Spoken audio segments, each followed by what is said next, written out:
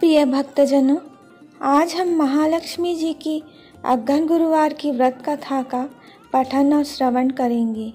बोलिए जय महालक्ष्मी। भारतवर्ष के सौराष्ट्र देश में द्वापर युग की यह कहानी हुई है। सौराष्ट्र में उस समय भद्रश्रवा नाम के राजा थे। वे बड़े पराक्रमी थे। 4 वेद, 6 शास्त्र, 18 पुराणों का उन्हें ज्ञान था। उनकी रानी का नाम सूरत चंद्रिका था।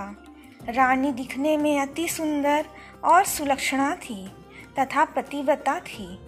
उन दोनों को 7 पुत्र तथा उसके बाद एक कन्या का वरदान मिला था।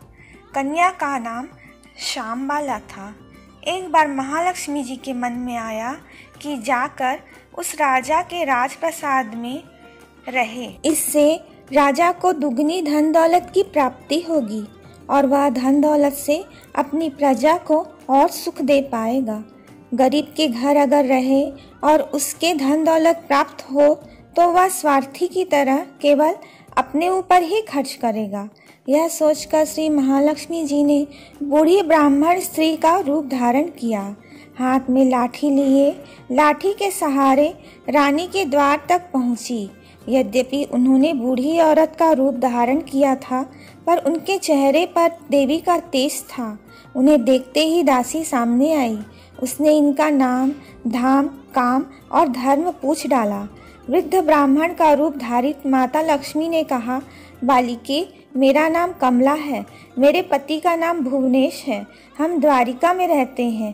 तुम्हारी रानी पिछले जन्म में एक वैश्य की पत्नी थी। वह वैश्य गरीब था। दरिद्र के कारण वह हर रोज घर में झगड़े होते थे तथा उसका पति रोज उसे मारता था। इन बातों से तंग आकर वह घर छोड़कर चली गई। तब वन में जंगल में खाली पेट भटकने लगी। उसकी इस दुर्दशा पर मुझे दया आई। तब मैंने उसे सुख संपत्ति देने वाली श्री महालक्ष्मी की कथा सुनाई। मेरे कहने पर उसने महालक्ष्मी का व्रत किया। श्री महालक्ष्मी प्रसन्न हुई। उसकी गरीबी दूर हुई। उसका घर संसार दौलत संतति संपत्ति से भर गया। बाद में पति पत्नी दोनों परलोक सिधारे। लक्ष्मी व्रत करने के कारण वे लक्ष्मी लोक में रहे। उन्होंने जितने साल महालक्ष्मी का व्रत किया उतने हजारों साल उन्होंने सुख भोग मिला। इस जन्म में उसका जन्म राजघराने में हुआ है, परंतु वह श्री महालक्ष्मी का व्रत करना भूल गई है। उसे यह याद दिलाने मैं यहाँ आई हूँ। बुढ़िया की बातें सुनकर दासी ने उन्हें प्रणाम किया तथा श्री महालक्ष्मी का व्रत किस तरह किया जाए इस बारे में पूछा। बुढ़िया रूप धारण किए हुए श्री महालक्ष्मी माता ने दासी को पूजा की विधि तथा महिमा बताई। इसके बाद वह दासी माता को प्रणाम कर रानी को बताने अंदर चली गई। राज वैभव में रहते हुए रानी को अपने ऐश्वर्य का बहुत घमंड हुआ था। संपत्ति तथा अधिकार की वजह से वह उन्मत्त हो गई थी। दासी द्वारा बताई गई बुढ़िया की बातें सुनकर वह आग बबूला होकर राजद्वार पर आकर बुढ़िया रूपी श्री महालक्ष्मी पर बरस पड़ी। उसे यह मालूम नहीं था कि श्री महालक्ष्मी माता बुढ़िया का रूप धारण किए द्वार तक आई है, परंतु रानी का इस कदर रुख बर्ताव तथा अपना अनादर देखकर माता ने वहां ठहरना ठीक न समझा। वे वहां से चल पड़ी। राह में उन्हें राजकुमारी शामबाला मिली। उन्होंने शामबाला को सारी बातें बताई।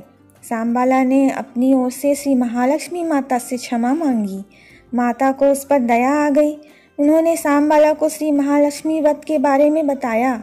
उस दिन अग्रहण माह का पहला गुरुवार था। शामबाला ने परम श्रद्धा से महालक्ष्मी जी का व्रत रखा। फलस्वरूप राजा सिद्धेश्वर के सुपुत्र मालाधर से उसका विवाह हुआ। वह धन दौलत ऐश्वर्य वैभव से माला माल हो गई। पति के साथ ससुराल में आनंद से दिन बिताने लगी। इधर श्री महालक्ष्मी का रानी पर प्रकोप हुआ। फलस्वरूप राजा भद्रसभा का राज्य एवं कारोबार नष्ट हो गया। यहाँ तक कि खाने के लाले पड़ने लगे।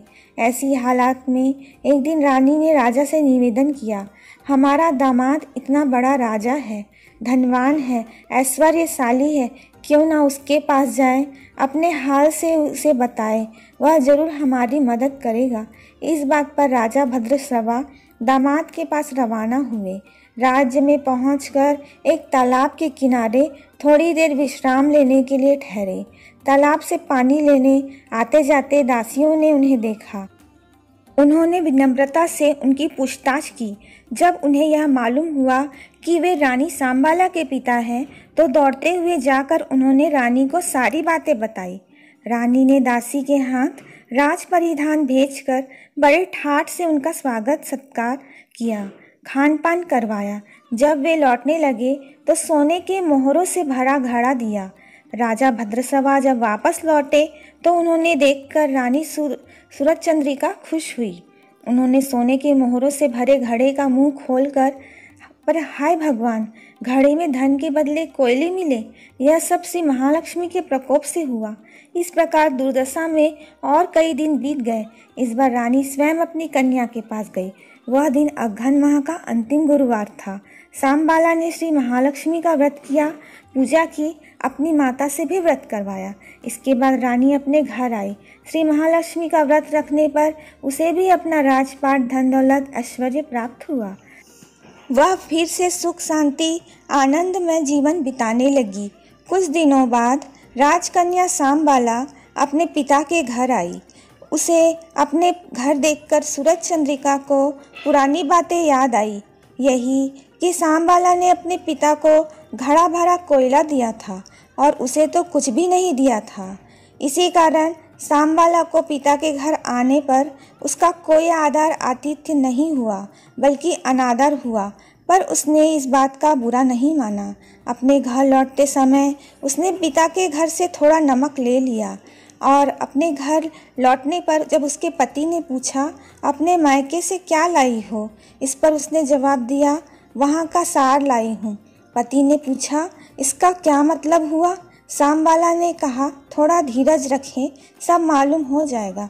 उस दिन सांबाला ने सारा भोजन बिना नमक के बना दिया और परोसा। पति ने खाना चखा, सारा खाना नमक के बिना था, इसलिए स्वाद न आया। फिर सांबाला ने थाली में नमक डाला, इससे सारा भोजन स्वादिष्ट लगने लगा। तब सांबाला ने पति से कहा, यही है वह मायके से लाया हुआ सार।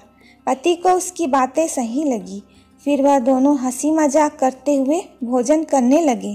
कहा गया है कि इस तरह जो कोई श्रद्धा भाव से श्री महालक्ष्मी की पूजा करे, उसे माता की कृपा प्राप्त होती है, सुख संपत्ति शांति प्राप्त होती है, सभी मनोकामनाएं पूरी होती है।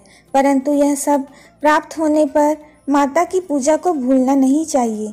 हर गुरुवार को व्रत पाठ अवश्य करना चाहिए। इस तरह श्री महालक्ष्मी की महिमा भक्तों की मनोकामना पूरी करती है। इस प्रकार श्री महालक्ष्मी की गुरुवार की कथा संपूर्ण होती है।